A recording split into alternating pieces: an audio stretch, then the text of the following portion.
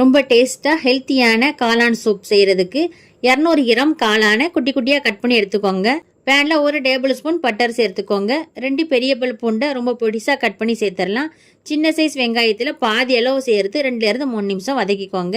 2 cup காளான், 1/2 teaspoon மல்லித்தூள், 1/4 teaspoon சீரகத்தூள், 1/4 டீஸ்பூன் ஃபுல்லாக கரம் மசாலா, சுவைக்கு தக்கன உப்பு சேர்த்து தீயை மீடியமாச்சு 4 நிமிஷம் வேக வச்சிடலாம்.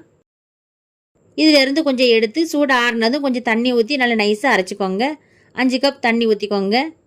சூப்புக்கு தேவையான அளவு உப்பு சேர்த்து 8 நிமிஷம் நல்லா கொதிக்க விட்டுருங்க. அரைச்ச பேஸ்ட்டு சேர்த்துடலாம். 1 டேபிள் ஸ்பூன் கார்ன்ஃப்ளவர் மாவில் 3 டேபிள் ஸ்பூன் தண்ணி ஊற்றி நல்லா கரைச்சி ஊற்றிக்கோங்க. இதை 2 நிமிஷம் லோ ஃப்ளேமில் கொதிக்க விட்டு அடுப்பை ஆஃப் பண்ணிடலாம். கடைசியில் 1/2 டீஸ்பூன் மிளகுத்தூள் சேர்த்து கலந்து விட்டுக்கோங்க. இப்போ ரொம்ப டேஸ்டியாக ஹெல்த்தியான காளான் சூப் ரெடி ஆயிருச்சு. நீங்களும் இதை மாதிரி செஞ்சு பாருங்கள். நன்றி.